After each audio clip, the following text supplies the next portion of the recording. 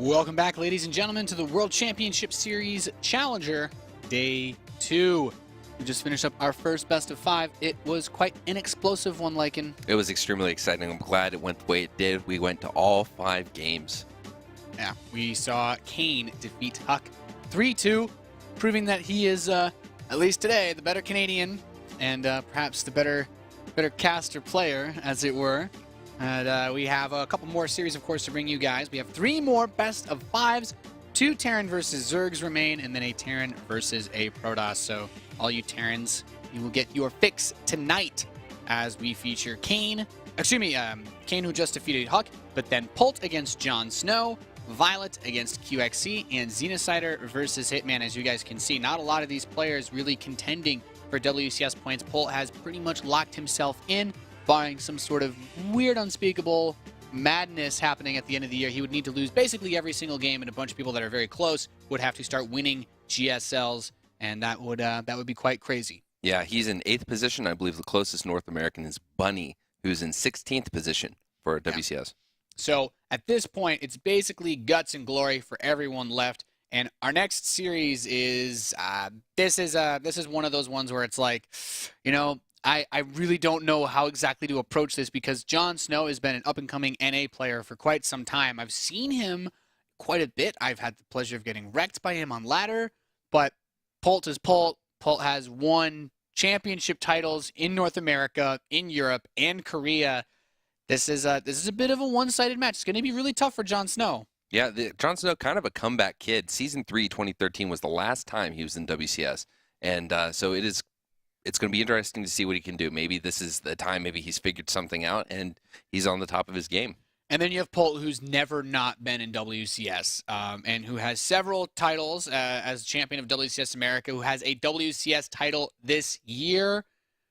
A pretty clear favorite. It's going to be, I mean, I just want to see JonSnow do some craziness, because the maps that we have are also pretty crazy. We're starting this series on Moonlight Madness. I'd like to think it was JonSnow's choice to try to mix things up in a really weird way. Yeah, at the same time, I like to think it was Polt who's going to channel some flash, and we're going to see some good drop play with those tanks. Yeah, I don't know what to expect, honestly, because this is a pretty interesting match, to say the least. In the bottom left position, we are loaded into Moonlight Madness. We have the blue Terran player. He is CM Storm's Polt. And in the top right, he's definitely the underdog. It is the red Zerg, JonSnow. JonSnow, also representing Flipside Tactics. They're representing North America alongside Puck and Bales. Bales, whom we saw yesterday, fortunately drop out to Masa in a pretty tough Protoss versus Terran series. But Moonlight Madness, there's a lot of openings to your back area. You have rocks in your main that lead out to what could be your natural, what could be your third. But even that area has 2 more pathways that are also accessible by giant rocks. Yeah, this is a place where Zerg can do a lot of aggression, attack from a lot of different angles. And I'm curious to see which expansion he decides to take, or if he decides to knock down some of those rocks in the back. Yeah, he has, I mean, both sides have a lot of options in that regard, because you can always try to just close off one side or build a depot by the big rocks and just, you know, at least be aware if your opponent tries to do something aggressive. All in all, there's still a lot of other high ground areas in this map, a lot of choke points. Widow Mines will still be very strong. JonSnow's going to take this outer base to kick things off. And, I mean, JonSnow competes in a lot of online North American tournaments and cups and whatnot. I think he's, like, won at least maybe one title in, like, Fear Dragons Breaking Out. I believe so. From North America. But, you know, is nice as, you know, the success he's had in the North American scene goes, most of those are sequestered North American tournaments. He, as far as to my knowledge goes, does not have any big results against Korean players like Polt, and that's something that you kind of need if you want to make it out into Premier for WCS. Well, if we talk about Terrans, we in Copa America, he almost knocked Major out. I believe it was a very close series between the two, and I know that he likes Roach Hydra in his ZVT. So that'll be interesting to see, especially that's not a popular style to go against, especially with, you know, siege tanks. Good unit, right? Yeah, and considering that I think this map actually really favors tank-based play, or just, you know, any sort of choke point type style, which makes it much more tough to play as Zerg against Terran. You know, there's still a lot of things that make me like Terran a lot on this map, but perhaps we see some really good Mutalisk play is also a good option, I think, just because of how much airspace there is. There's a ton of air behind the main. If you can get a good Muta count going, it'll also help because I think drops will be really good on this map too if you choose to play something like Roach Hydra. Now, Polt has opened up with just one quick Reaper who wants to go out, scout, see what's going on. JonSnow, though, if he plays a very straight-up game like Semper did against Jaedong, you know, I'll give him credit, but I don't know if that's the best way to play against someone who's, you know, a championship tier player like Polt. Absolutely. Pretty good defense. He doesn't let a drone go down to the Reaper. As we move forward to the game, though, I wonder if he will decide to change up strategies as we go game to game to game. In his Season 3 2013 WCS group, he Roach, Zergling, Baneling, all in Select, Revival, and Tasia. Granted, he got knocked out and didn't win against Tasia, but he seems to be, at least in the past, a guy that didn't like to deviate strategies. So I'm wondering if he's going to come into this with a little more malleable idea about how he's going to play. Yeah, malleable is definitely a good way to put it. When you're up against someone like this, you need to be able to tweak your styles, make changes where necessary, and especially against a player that's just so ridiculously favored against you, bust out something that you don't necessarily see every single game that maybe Polt won't have as much experience against. Because like we said, you know, Semper didn't really mix it up at all. Aside from, you know, the last game before he you know, got knocked out by Jaedong yesterday, and I would say that's probably a very similar, you know, level when we look at prestige between players as far as who really should win this best of 5. Yeah, Polt being the favored player, he has a lot more options because he's going to be comfortable in a lot more different play styles. So JonSnow is definitely going to be ready to adapt and overcome to those situations. He's got the Zerglings on the map, just getting a little bit of vision, keeping good presence. There, the Hellions are going to try to get a tumor.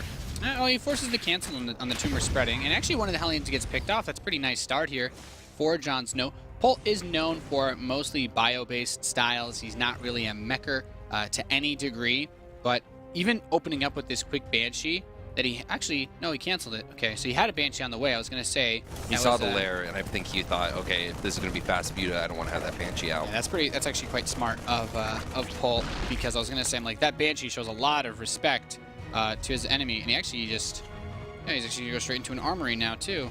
Yeah, so maybe we're going to see a Marine Hellion push, or a cancel stim? Marine Hellbat push. I thought he had stim on the way. That's pretty weird. He did have stim on the way. I guess to afford everything, he was like, well, I don't need that upgrade. My push is going to be much bigger focus for this game. Yeah, so he's going to push probably with some unstimmed and unstimmed Marines, Hellbats, a couple medevacs, and there's a Baneling nest on the way, which is going to be really good for handling that. And he does need to get Banelings out on the map. That's really, really important. In fact, he only has 6 lings, so he can't make a crazy number of Banelings. And if he starts that Spire, that's also a lot of gas that he cannot put into Banelings either. JonSnow needs to be very careful. This is one of those types of pushes that can kill a Zerg very fast. Baneling Nest isn't even done. He can't even start building Banelings yet. And he does actually have the Spire on the way, too, hoping to shut down some of these Hellions. I don't know if he's aware of what's getting ready to push. There are 6 Hellbats. 7 Hellbats, Reaper, and then a few Marines along with the medevacs going to do great for healing. These Queens aren't going to do anything against the Hellbats. There are no Banelings to defend, and I think this is not going to be a great position for JonSnow. He's losing 2 Queens. Ooh, 3 Queens go down. Transfusions aren't enough. I mean, some Banelings are going to finish up. He does knock down a couple of the Hellbats and trying to do some cute medevac micro, but the rest of the Banelings come in, and actually JonSnow manages to defend this push of Polt without any significant losses. He didn't lose any drones. He lost just 1 Queen and a handful of lings. That's actually pretty impressive, to be honest. Yeah, definitely, especially when you're up against a player like Polt. Polt on the back foot. He didn't plan for that to be an all-in. That was just some early aggression. Maybe win the game. Maybe do a lot of drone damage. Honestly, though, like, and I feel like it's actually a pretty terrible opening as far as result-wise for Polt, because his 3rd command center is just so absurdly late. Like, JonSnow's taking a late 3rd too, which kind of helps equalize it. But now the Mutalisks are going to be coming out, and this is where Polt's going to have a bit of a rougher time securing that 3rd, since the Mutas will have so much space to bounce around. And look at this, JonSnow actually going for a big counter. There's no bunker here. This is a pretty ballsy play, but it could score some big damage right now. Yeah, absolutely. Those Marines up in the top of the base, they're not going to be there to defend or focus down the Banelings. If he attacks now, this is going to be a great position. He's going to see that with the medevac that there is something coming. He's going to be able to drop that Hellbat down, but the Banelings are going to be there, bust way through, but there really isn't a lot to do a follow-on. This Baneling might get a few kills. Yeah, it softens up some of those SCVs for the Lynx to try to get a couple of finishing blows off him, and that's not too bad. I mean, 3 kills. I definitely seem to be hoping for more, but also killed a couple of the supply depots, so he's prevented Polt from actually building any units for the next 30 seconds, unless he uses a supply drop. But The command center actually finishing will help soften that blow a little bit. And now the Mutalisks come into play. Without the third base being in position for Polt, JonSnow just needs to crank out drones, crank out mutas, and as long as he doesn't throw mutas away, I still like this position. Yeah, he has a small number of mutas. He is going to be able to do something like maybe deny some gas glaive worms, might be able to get a kill or two, but here comes some Marines. They're going to push these mutas out, and there are missile turrets. Two mutas getting picked off. Not good for JonSnow. No. That third base is now finishing up, and Polt is kind of into the swing of his production. Stim is done. He has the Marines, he has medevacs, and he's still actually building Vikings too, which again, as we've talked about before, when you have Marines softening up those mutas, those Vikings actually do quite a bit of damage. Yeah, and of course, the Viking will always be able to deny overlords that are out on the map if those Mutalisks are not in position to defend. And to be fair, JonSnow hasn't really placed many overlords out on the map, so he's not going to lose too much to that. But he's built a lot of so many units. And that third base has been saturated so slowly that this is still a tough spot for JonSnow because he didn't have the economy that he really would have wanted to stop big Terran pushes that would be coming across the map. But now his creep spread is going to get shut down too. All of his active tumors, I think, are in range of this scan. Right. Now, there's still some health in these medevacs. They do have some energy to go, but there are Banelings, and the Banelings do not have speed yet. That is still 75% from finishing. Yeah, that not having Baneling speed is actually a really big deal here. The mutas are going to try to keep chasing. I like that JonSnow is actually taking such aggressive posturing, though. It hasn't completely paid off just yet when we talk about stuff like the big push that he made onto the natural expansion of Polt. But he is looking. He's trying to create these opportunities, and I'm actually worried because some of those Banelings look like they might detonate on those rocks. Yeah. They're dancing behind. Yeah, you don't want to see him get a chance to move through, but they do not. He just weakens the rocks a little bit. I guess that's an option for later. Pulls back with the Mutalist. He is going for a drop, though. This is going to get spotted, and hopefully the Mutas are going to be able to get back and shut it down. Those two medevacs flew by the tower. JonSnow had a Zergling on the watchtower, so he was able to see those medevacs coming, and now he can respond in kind, go home and defend, and at the same time try to counter. At the front. Yeah, he's going to try to counter. He's going to bust again. This is going to supply block Polt. And those Banelings are going to get in and get a few more SCV kills. Yeah, JonSnow's actually making a lot happen in this game. I'm really impressed. He's, oftentimes when we see non-Koreans play against Koreans, usually the weakness of the non-Koreans that they just play a lot more passively. But JonSnow keeps looking for these opportunities to trade blows here and there. And the biggest thing though that's really going to come to hurt JonSnow is this style of having so many units on the map is great, but it comes at the cost of upgrades. JonSnow is only just now getting evolution chambers. Polt's 2-2 is about a minute away from finishing. You can be down one set of upgrades when you're playing this style because you have so many more units. But if Polt has 2-2 against 0-0 Lings and Mutas, that disparity of army just isn't able to do anything. Yeah, that's pretty much like a almost unlosable position for Terran. You need so few Marines to actually handle Lings and Banelings. It's kind of silly. I think JonSnow in this position should definitely take advantage of that exposed third, kill some of those rocks, maybe do some multi-pronged attack, another bust at the front, while at the same time maybe sending Mutalisks to the back. Yeah, this is a really, really tricky spot to be in because these Marines are going to trade so well against the but a full medevac.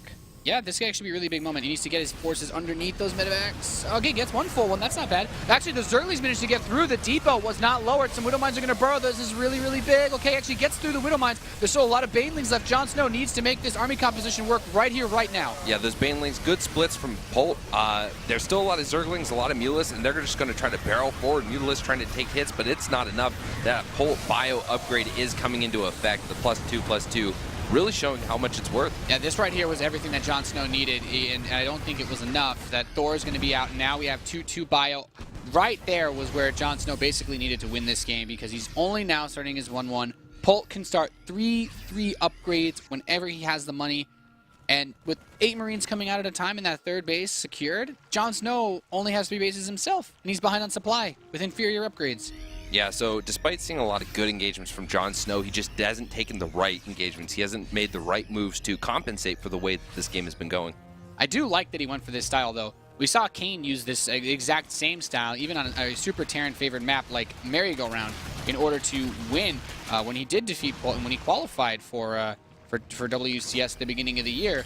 Unfortunately for him, it hasn't worked out quite as well. Nope, not at all. Polt is getting ready to get aggressive. He has Widow Mines, he has a Thor, he has Marines and Marauders and Medevacs all pushing forward. I think he's getting ready to camp at the edge of the creep and just start parade pushing. Yeah, that's all you really need to do as Terran in this position. Just continue to push forward, get into a spot where you can just suffocate the Zerg because that 1-1 upgrades are still so far away. Polt has 3-3 on the way. Both upgrades now coming in. His +1 vehicle plating is going to be done soon. And that just makes that Thor super tanky as well. Yeah, absolutely. You get those moments, right, where you get the Zerg army down, you're taking an advantage over the army supply. It's 65 army supply for JonSnow to 97 for Polt right now. He's not worried about getting overwhelmed by Zerglings or getting pulled apart by a big mass of mutas, right? He has the kind of army that really, with a good split, he could just take a face-on engagement. Yeah, and I think that's what he's got to be looking to do, really. You just have the Marauders go up front with the Thors, soak up a bunch of damage, and just pull the Marines back. Let the Mines do the dirty work. Your forces are so much better upgraded than your opponent that losing a straight-up fight is nigh impossible, especially when you're ahead on supply like this. Polt is taking this really slowly because he recognizes that there are some Zerg players who will go for basically like epic type of base trade styles, and they'll try to force you into it right as you're trying to make that push. And Polt really wants to, he actually wants to fight that army head on. Yeah, showing a little bit of respect for JonSnow, not trying to just, barrel forward and take whatever he can. So he's playing it safe. He's poking forward, scanning, clearing creep, doing what he can to just make sure that he is going to secure a first win for the series. Yeah, and that's the most important thing that he can do. Some of these Banelings are going to try to come down, actually get a couple decent hits on these Marines. No reaction, actually, from Polt. He's like, well, I'll just build more Marines. It's okay. Yeah, he does have a rip-roaring economy. 3 bases up and running. Constant Marine Marauder production. And 4th base is now on the way. The 3-3 is getting close to finishing for Polt, and that's just going to really clinch it. 2-2 is only just now starting for JonSnow. Yeah, Polt is moving very, very slowly to try to take an end to this, but like you said, very meticulous. He doesn't want to risk it, and now JonSnow's going to try to come down and knock him off of this 4th base. This is where things get really rough. The Mutas take some big hits from those Thors. There's still Marines behind. Even though JonSnow has his 1-1 upgrades at last, I'm not sure if he can actually shut down all this army with more reinforcements coming across for Polt. No, a lot of this Baneling splashed into the Thors and Marauders. Yeah. Widowmine's help. GG is called, and JonSnow loses to Polt in Game 1. Yeah, Polt taking Game 1. Not crazy surprising there. He had the +3 attack at the end as well, so he was still up 2 whole upgrades, and that's, for anyone wondering, when it comes to Marines versus Zerglings, each upgrade difference like that is a whole volley less it takes to kill them. So it is a huge deal for Polt to be able to knock those Lings out that easily. But with that being said, JonSnow comes in as the underdog, opens up, guns blazing, very aggressive strategy, mass Lingbane Muta, no upgrades at all. That's like, I like the idea of that. It's not like an all-in off of like 2 or so bases. It's more like a 3-base all-in type style. But, if he studied Polt, Polt's lost to that before to non-Koreans. Yeah, absolutely. I think that the biggest killer of a lot of Zergs against Terran is that upgrade disparity. If you don't take advantage of the amount of units you've created, because that's what Zergs can do, they can pump out all those units. If you don't take advantage of that, especially against a player like Polt, you're not going to go anywhere with it. Yeah, that's something that really needs to be kept in mind, because JonSnow, moving forward, like that's an open map, a lot of different alleyways, but the rocks didn't really come into play as much. He wasn't able to get the big counterattacks. They were mostly on the natural, which was just the front. But the next map is a lot more standard, a lot more straight up. We're going to play on Coda, 2 players still, but no wonky openings to your natural, no backdoor rocks in your main base. Your 3rd base only has 1 opening on, outside of, your natural area, I guess.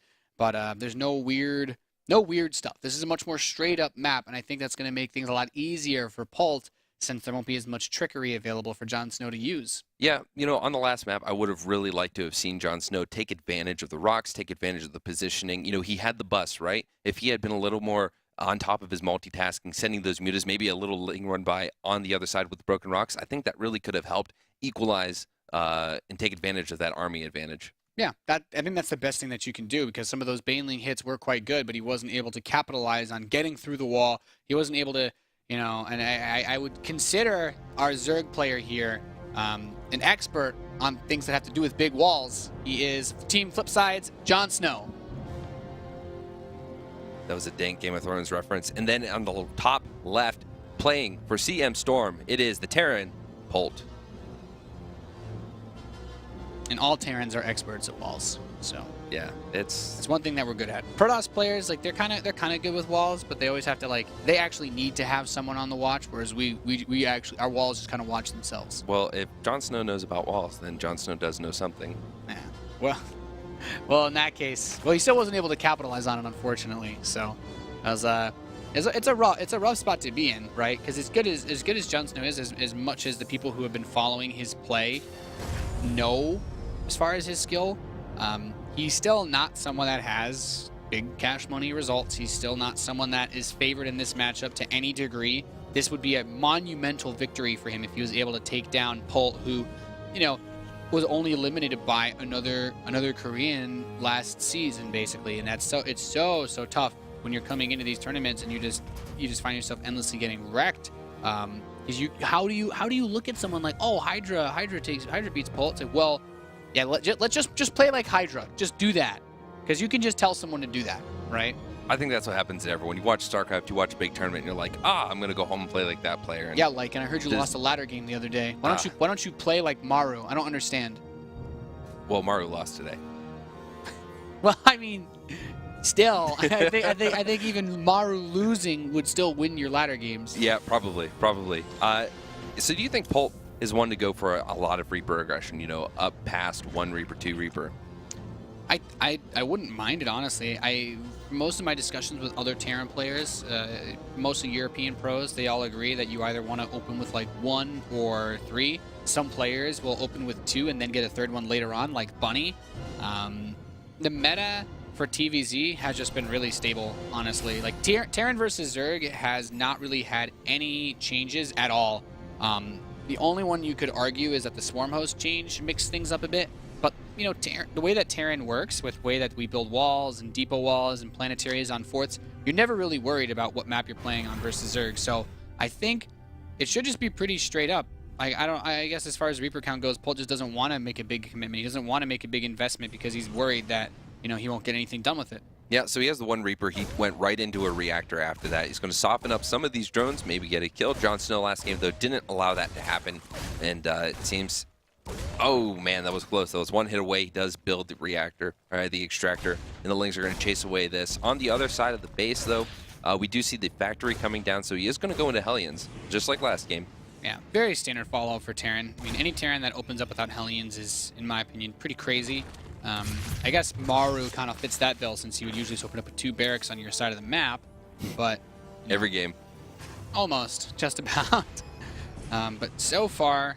Nothing really insane. JonSnow, like these are the scenarios where if you're playing like North American ladder, you'd be like worried, okay, well now if you're Polt, if you don't want to die to something early on, this is where that Reaper is really worried, because you don't want to see a Roach Swarm and then all of a sudden be like, oh, okay, well a Hellion follow-up isn't going to do anything, right? So Polt still only has 1 gas, by the way, in that main base, which means this could be another one of those Marine Hellion type plays where he squeezes out a slightly later armory.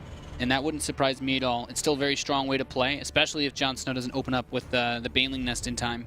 Yeah, you know, with the current meta, we don't see those Marauder Hellbat pushes that we were seeing at the end of last year. We don't see those really too much anymore, but I think that had Polt tried something like that in the previous game, especially with what little JonSnow had, that could have been a good option, and maybe we might see something like that this game. Maybe Polt has been one of those guys to do those big barracks pushes off of, you know, 2 command centers, but usually they just put you really far behind. And Polt is not a guy that is generally shy to those strategies, but it seems like he's going to do something aggressive this game anyway. Like the way that he set himself up, he has that fast starport. You haven't actually seen him build anything out of it yet. Nope, still continuing the Hellion production. 2 more on the way. He is going to swap the starport. So he thought about opening Banshee again. He wanted to confirm whether he was going versus Roaches or Banelings, and I think that's really smart. Like, if your opponent is going Roach Bane in any capacity, you want Banshees. Those units cannot shoot up. There is no catapult upgrade to launch your Banelings into the air. This is not the campaign. Actually, even though the Banelings could jump in the campaign, they still couldn't hit air units. Can you imagine how terrifying that would be as a Terran? Oh, that'd be awful. That'd be horrific. Yeah, so Polt posturing outside of JonSnow's base, just showing, hey, I've got a force, I'm starting to build some things. You know, without even attacking, this is going to force JonSnow to react. He's going to think, all right, I got to be able to handle this. What could be coming? So he's going to try to scout. He's going to maybe build a few more units. We just saw 6 more Zerglings pop. So it does put JonSnow in a position where he has to be concerned. And we do see a medevac moving out with some Marines and some Hellions. Yeah, and JonSnow behind this, he's just he's battening down the hatches, right, with a Spore Crawler. He has the Baneling Nest finishing just in time. And all of these are the things that he needs to secure a nice position. But Polt can also think about this in a different light and just basically tell himself, I want to delay this 3rd base as much as I can. I don't need to make a big Hellbat push because I know my opponent's stuck on 2 bases for a long time. This drop with the Marines in the main base, the sole purpose of this is to pull all of the Queens up. And JonSnow needs to be very careful with how he watches this because, yeah, these Hellions are going to run by at the same time. Yep, and those Banelings are slow Banelings, so they can get taken out pretty quickly, especially with all those Hellions. Those Queens got pulled up just like you'd say, and now he's trying to go for a run-by, taking down 2 drones. These drones are just lining up, getting ready to be roasted by the Hellions. Yeah, this is exactly what Polt was looking to do, just distract and create opportunities, create space for these Hellions to move through by distracting them with that drop inside the main, still losing drone after drone. 14 picked off, 16 so far in this fight. Oh man, JonSnow is just out of drones. He just lost 16 total. I mean, this is an incredible position for Polt, a terrible position for JonSnow. He's got a Spire that's just about to finish. What is he going to do with that with absolutely no economy? Yeah, I mean, he actually has more gas than minerals, and that's a very rare position to be in when you're a Zerg who's rushing up for Mutalisk. You usually need every drop of gas possible. He's going to have a hard time spending that gas since he still has to deal with the potential for Polt to just push with Marines very soon. He's already got medevacs on the way and 4 Marines at a time with Stim about to finish. I think Polt could actually just push across the map as soon as these medevacs finish and really become a big, big pain in JonSnow's side. Yep, but he's not rushing. He's building a third. He's just saying, okay, look, I'm going to have missile turrets for defense. These Lings do get to come in, but they wouldn't really get anything done with the Marines and the Hellions waiting. So he's going to build the turrets. He's going to be safe. He's not going to be worried about getting pulled back to his base, right? So Polt is in an incredible position. He's just not rushing the win. He's taking it easy.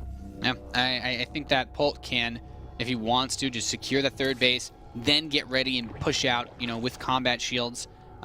His third command center was late, but JonSnow still doesn't even have a third hatch started, so Polt is still, by and large, in a great position economically. He has upgrades on the way. He has all the infrastructure and tech that he needs to take this to the mid-late game.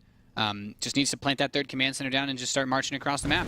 Yeah, I wonder what's going through JonSnow's head. It's a 51 to 39 worker disparity between him and Polt. The army supply in favor of Polt as well. He's going to try to deny some gas. Might get, a few SCV kills from the Glaive Worm, but here are these Marines. They're going to clean it up just fine. Yeah, now Polt's getting ready to attack. This is pretty much what I was just telling you, and there's not a whole lot he can do. There's some Banelings on the way, but with this many Hellions, with this many Marines, Polt would basically have to just clump all his units up together and command them into the Banelings for JonSnow to clean up this army. Yeah, Banelings, Queens holding back, trying to not go forward. Polt denying the creep, continuing to scan, get rid of those tumors, and it puts him in a great position. You do have the armory on the way, so Polt continuing to pump out the upgrades. And I really like that Polt pulled back. He wants to focus on securing this third base because that is the most important thing he could do. The best way for JonSnow to come back in this game is to catch Polt overextending, deny his third base for longer than Polt wants, and then Polt loses his whole army, looks back home, and is like, oh wait, my third isn't planted yet. There's creep or something. No. Polt's not going to let that happen. This is the ideal way for him to play out this scenario because it allows him to secure his economy while continuing to deny and pressure the economy of JonSnow. Yeah, so he's bringing Widow Mines too. He's transitioning into that big splash damage to handle the Banelings and the Zerglings. Yep, so JonSnow's continuing to put out drones. He sees these Marines, but there's not really a whole lot he can do. He doesn't have that many Mutalisks. He's getting +1 attack, but his Baneling speed isn't ready yet either. Nope. I'm really not sure what he's supposed to do. No, he does have an evolution chamber. It's not doing anything for the upgrades. Now it is. He just starts 1-1, and the flyer upgrade is going as well. Yeah, this is a really, really difficult position to be in. The Mutalisks are trying to make something happen, trying to open up a door, but there we go. The armory is ready, so now we have Hellbats that are going to push up front. They'll soak up Banelings. They'll clean up any number of Lings, especially if Polt's able to spread them properly against those Banelings. Yeah, no, with this reserve force in the back, the Widow Mines, and all this, Polt has enough to take this engagement. It takes a really good engagement, and this game is going to be secured, taking our Terran player up 2-0. Yep, it's a very dicey spot to be in for JonSnow. As Polt steps forward, we see the Banelings immediately detonate on the Hellbats. All the Marines are still in play. And even if Polt needs to lift up and pull back, all the Widow Mines are so far away that it's not possible for JonSnow to bait out the mine shots anyway. These mines are purely for an insurance policy if Polt ever needs to just back off. Yep, JonSnow getting kind of close to those Widow Mines, but yeah, as you were saying, those mines where they are, you can pull up into the medevacs, boost back, and if the Mutas try to chase, boom, boom, boom, they're going to be done. And so right now, he's just going to keep moving forward, keep trying to apply this pressure and just, rally up his siege. I mean, Polt is actually he's playing this so cautiously. You can really tell he's like, you know what, I don't want to have to play more than 3 maps in this series. I'm not going to take any big risks. I'm going to push forward very slowly, meticulously, and guarantee myself victory. Yeah, absolutely. Thor production is also going down. Widow Mines slowly creeping forward, keeping a nice spread on them so they don't get knocked out all at once by the Banelings. Yeah, and everything in this game right now is just going phenomenally for Polt. As he clears up the creep, he can keep pushing forward. Yeah, I will say this, JonSnow is not falling apart, right? Yeah, he's taking some unfavorable engagements, but he's still trucking forward. I mean, there's not a whole lot he can do, though, to be fair. JonSnow right now is he's hoping for Polt to overextend. He really needs Polt to step onto creep with all his Marines clumped up and then, look away for a second, basically, at this point, because Polt just has such an overwhelming army supply lead, the upgrade advantage. everything. And now JonSnow tries to go for a big surround. He's going to try to finally take this army out, but there's just too many Marines. Like, he doesn't have enough banelings to clean this up. Absolutely. 98 to 37 army supply. This is just not a fight that JonSnow can do anything about. I don't think any amount of good baneling hits are going to be what can equalize this game for JonSnow. Maybe some Miracle Burrow banelings, but Polt still scanned as he advanced forward. He's going to clean up this third base, and with this, I think we should see a 2-0 so far in this series for Polt. JonSnow, there's nothing he can do in this game. It's over. Yep, the workers are just going to go down one by one. 11 have dropped already. GG is called, and Polt takes a 2-0 lead in this best of 5. And Polt comes in as the favorite, the overwhelming favorite of any of these players in Challenger, actually, with the massive, string of victories that he's had in WCS so far this year, taking down really big players, defeating the likes of Hydra in the Season 1 finals. Like, he's got a TvZ reputation. He's got TVP reputation. Maybe Terrans are a weak point for him, but he's the only Korean Terran currently competing, in the North American side of things, at least for the WCS, and he's had the fortune of having a bit of better results for his 4GG lately. So Polt finds himself a very difficult player to actually take down, and for JonSnow, not a fun draw. Polt had the first pick amongst a lot of the NA players, and he picked JonSnow for a reason. Yeah, absolutely. As you were saying, TVT Polt, the only reason he doesn't like it, he said, is because it's volatile, right? He can't go into it with a plan and say, okay, this is how X, Y, and Z is going to go. But when you come into ZVT, TvZ, he can look at it and he can say, this is how we're going to play the game. And Terran, especially against the Zerg, can drive the tempo of the game, and that's exactly what Polt did. Yeah, Terran versus Zerg is the least complicated matchup in the game. TvZ pretty much 100% comes down to you being able to build more stuff than your opponent. There's very little room for trickery.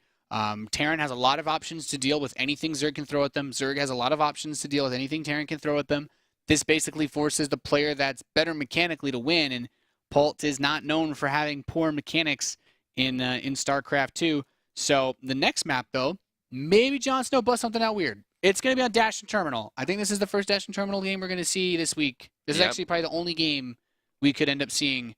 Maybe Violet QXC. Maybe the vetoes got weird there. QXC and Violet are pretty weird people, so who knows? But we're going to see Terran and Zerg on this map. It's a base where we are starting to see people float to the gold. It's taken that throwback to the other maps that have allowed players to do that. Would Polt do that? Would Polt do that? I think even just 2x Reaper from your main is really strong in this map. There's a lot of stuff that you can do based on. We'll tell you guys a little bit more about the map as we get into it. The Dash and Terminal, to say the least. If you remember, Scrap Station in the old days has a very similar layout as far as air rush distance, and I guess with the way that it's laid out now, probably easier for things like Reapers to get across too. True, but there are also a lot of avenues of approach for the Zerg player. A lot of ways that you can take advantage of where your Terran base is. Yeah, that's true. The Natural has multiple points of entry as well. Yeah, a little bit of rocks to play with. There are a lot of rocks in this season's map pool. Yeah, and it basically were like, we wanted to see what the new map pool would be like for Season 3 WCS, and the response was, can you smell what our rocks are cooking, basically, because there are lots of them. Even on this map, several, as you just mentioned, in the Natural even. So we're loading into game number 3. JonSnow's last chance. He has to win the next 3 games in a row if he wants to advance to Premier. I guess a Titan like Polt, I don't see it happening, but maybe it's time for a miracle. Yeah, this is definitely his last chance to make something happen. Yeah, coming in as the massive underdog in this series, doing everything he can to try to bring it back. On the right side of Dash and Terminal, we have JonSnow. And on the edge of making it into Premier League, once again, surprising no one, it is CM Storm's Polt. Polt is a very nice guy. Very, very relaxed, very good English. He's a pretty chill dude. If there's one thing that Polt is known for, is that he very rarely, he has his weaknesses against other Korean players for sure, but he very rarely loses to non-Korean players. He's, Hydra, I guess, has kind of been the king of that this year. Basically just dropping that series tomorrow in the round of 32 of last season, but immediately bouncing back from that. And it still remains to be seen, where Polt's biggest weaknesses are, because they usually are exploited and shown to us by other Korean players. So I don't see a lot of sort of reference material for JonSnow outside of that series that Kane played versus him months ago, and he already tried that sort of style, and it just didn't work out for him. No, not at all. I think that with this, JonSnow came into the game, he's thinking, I just have to do my best. I've got builds. I know TvZ as best as I can. I'm just going to play it. And as we've seen, Polt has just come out in the upper hand. It's not really come down to anything special except just playing a straightforward TvZ kind of game. Yeah, and that's really all you can ask of him. JonSnow is going to open up with a quick spawning pool. This is not any sort of cheese. The reason why he's doing this is, if we take a look at the distance between the main bases, it's very, very short. If Polt decides to open up with a quick Reaper, which, by the way, he's opening up with a quick Reaper, then he has the opportunity to get in and deal a lot of damage, because that is a cliff from the main base on the right side of Polt's base. He can jump straight down, run across the gold base areas, and then jump right into the main of JonSnow very, very easily, as we can see. You know, it's a very quick hop, skip, and a jump over. And I'll tell you what, on ladder, I've had a lot of fun making Zergs who don't veto this map cry. Yeah, Reaper harass is very annoying to deal with as a Zerg. As you were pointing out, there are multiple entries into the base, and it would be exciting to see Polt deviate a little bit from the standard build he's been going for. Maybe get one more Reaper after this. This one's going to finish soon. We do see the command center coming down, so as of right now, everything's standard. And note, Polt is not going to go anywhere else that we don't expect him to go. He's got the reactor coming down. Hellions will be soon to follow. And I think from JonSnow, what we can hope for is that he's going to take advantage of the very exposed natural base. Yeah, that's all you can really hope to do as a Zerg player. But, you know, he didn't even open up with a fast gas in this game, so he finds himself very far away from having anything like Ling speed. And that makes me wonder, you know, is he going to actually go for that Ling speed opener once again? Maybe we're going to see him finally throw a little bit of cheddar into the equation, go for something like a quick, I don't know, Roach or Bane bust or something like that, because it would take a lot of wall for Polt to defend his and close off his natural. Yeah, you have multiple angles. You can get a good wraparound on the workers, not allow them to escape. And that would definitely put JonSnow in a great position. Polt being safe, though, building his expansion on the high ground, not trying to take any risk with this game, and just continuing to truck on. He's going to get ready. He's going to float over the factory onto the barracks. He's going to start, or onto the reactor. He's going to start pumping out Hellions, and he's going to build a starport. I'm curious. We saw it both games in a row. He canceled the Banshee, changed his mind on it. I wonder if we're going to see him with the close air spawn change his mind on that this time and go for it. I think if you want to beat somebody that you're clearly better than, taking a slightly safe route is never a bad idea, because what it does is it allows Polt to say, I will not lose to any build order counters. It's not possible. You know, unless he went for hatch, gas, pool, crazy fast lair, then there's no way that JonSnow could have mutas out fast enough to make Banshees a bad move. And the fact that Polt is willing to even cancel the Banshee just shows that that's how comfortable he feels. He doesn't mind delaying his own tech just to know 100% that he will not die to anything cheesy. So just for that reason alone, you know, those are the things that make Polt a champion. That's what make him so good. That's why he has so many fans. That's why everybody loves Polt. Yeah. He's just so damn good at everything. Yeah, and this time he is going to go for the Banshee, possibly. He floats the starport on top of the tech lab. And there it is, the Banshee's on its way, and Cloak. So we'll see if it decides to go with it. Bring the Reaper back in, trying to get a scout. Doesn't see. Every other time the Reaper is scouted, it has seen a pretty quick lair. We're not seeing the lair this time. It checks the natural, make sure he's not trying to hide it. Yeah, he saw the gas timing, right? So he knew that it was a bit later than usual. It is still straight into a lair, but all things said and done, relative to any normal fast Spire build, this is a late lair. And because of that, Polt has a big opportunity to make something happen with the Banshees. He has a big opportunity to make something happen with that Lings, or excuse me, with the Hellions and the Reaper, to try and find an opening where he can get some damage done. It's a very realistic possibility for him at the moment, and we have to consider that Dash and Terminal has such a short air rush distance that the Banshee can get to that base very quickly, way before Spire is done. Absolutely. We do have Spore Crawlers coming on the way for JonSnow to get some defense up for that. There are 3 Queens, so 3 Queens of Spore Crawler. I mean, that's going to be good for defending the natural. He's starting to spread that creep, and these Hellions just continuing to posture outside of the creep line. We have the first Banshee on the way. Cloak is 75% of the way done. Second Banshee is coming down, so he's not getting too aggressive with it. I think he's just going to wait, possibly throw down a few more units, and maybe just do a big push with the stim. I think that's the ideal move. You know, there's no reason for Polt to make himself vulnerable with being greedy when it comes to something like upgrades or a third command center. By doing what he's doing, he is safe against any push that JonSnow could possibly make. Baneley nests are nice. Maybe if Polt overextends and a counterattack happens again, sure. But in this position, by going for all these barracks so quickly, Polt is just going to have an insane amount of production that you otherwise normally wouldn't be able to get in Terran versus Zerg. Yeah, so Polt still hasn't seen the Spire yet. There's an Overseer out. There are still the Queens, so the Banshees aren't going to have free reign. Yeah, and the Banshee tried to do something. I mean, but it's tricky. It's not easy. But the first two medevacs will be starting very soon, and Stim is close to completing. That's going to be where Polt once again tries to build up that game-winning momentum. Because, you know, the Hellions are going to trade against these Queens. That choke point is pretty light. I do like that the Banelings and Lings are kept behind. Whoa, okay. The Banshees force these drones to pull away as the Spore Crawler. There's no Spore Crawler in position at the natural. She's actually baiting these Queens pretty nicely now that I think about it. Yeah, pulling them around. They're not sitting around distracting them from doing injects, different things like that. The drones forced, you know, missed mining time. That's not good for, not a good position for JonSnow to be in. I mean, these Banshees come up towards this mineral line, and they're still getting into a good spot, picking up a few more drones. And this is exactly what Polt wants to do with these Banshees, especially since mutas are on the way. These Banshees will have pretty much no more utility in the next 30 seconds. When the mutas come out, the Banshees are either going to be guaranteed to be dead, or they'll die as soon as they come back. Some Hellions did run by to the third base of JonSnow, and they actually killed a few more drones as well. Yeah, so 15 drones total have gone down. I mean, for that bunch of Hellions and 2 Banshees, would you say that's worth it, Nate? Oh, yeah. You know, that's not... Those units are not in any way, shape, or form related to the core composition that Polt wants to go for. When you're a Terran player, you're thinking about basically just Marines, and everything else is a complement to the Marines and the medevacs. And the Widow Mines are more than suitable. They're Polt's weapon of choice from the majority of games that we've seen him play over the course of the last few years here in the World Championship Series. So I'm not surprised. You throw away the Hellions. You throw away the Hellions because you know that your opponent only has so much they can do. And actually, we have those drones. Where are they going? Is he just going to try to take the gold? Okay, no, they're going home. Okay, that made me nervous. Like it. Yeah, that was a little crazy. They were out on the map. These Mutalisks, the Banshees are all out. They're not cloaked. They're able to get taken down.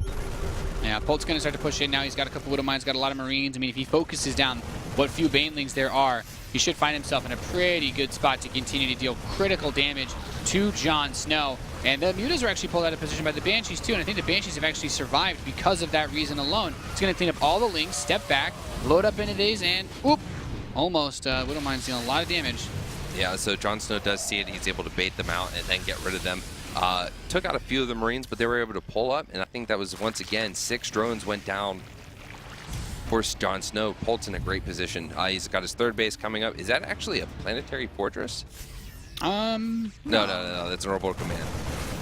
So he's, at this point, just continuing to push in with these Marines. The Banshee's still alive in the northeast. The only thing that JonSnow has going for him is that he's been blocking that third base for quite some time with the creep spread from that Overlord. Mm-hmm. Now, Polt's not even thinking about his third base right now. I think Polt, he started to ramp it up a little bit relative to the last 2 games, and he's saying, okay, I know I'm in a game-winning position. I'm pretty sure if I just don't make too many big mistakes, I should be able to just move in right now and kill it and just get this quick 3-0 that I was looking for. Yeah, Polt is spreading hate and discontent in the natural of JonSnow, killing drones, killing workers. He does get the Widow Mines down to protect the avenue of approach for those Marines, but here come the Banelings in. He's splitting already, taking them down, focus firing very nicely, and Polt doing a great job dealing damage to JonSnow. Yeah, Polt just doing what Polt does best. He's just microing like a king and continuing to push forward without any Banelings, without a good number of Banelings at least. Really tough for JonSnow to win. GG's called. Polt takes the 3-0, and he will be back in Premier League once again to, I mean, no surprise, I'd say here, Polt has just been a top contender in almost like every tournament that he's ever played in, really. Yeah, no, it was like each game is one member of the Night's Watch giving a shiv to JonSnow, and that last one was Ollie saying for the watch. I'm glad that I don't understand any of those references, but Polt will advance on to Premier. He will be joining Kane so far from today's matches, and that's those match results not too surprising. You know, JonSnow comes in. He was probably one of the lowest seeded players that we could have had, and he got picked quickly by Polt. As Polt said in his own tweet, for the watch. So, not surprising to be able to see Polt take that victory. We do have 2 more best of 5s to bring you guys, though, today, as we find out who will be rounding out Challenger for North America as we get ready for the Season 3 Premier League for the World Championship Series. Our next best of 5, I believe, will be QXC versus Violet, another Terran versus Zerg. 2 very different players, much closer matchup. We'll get to that best of 5 right after this commercial break.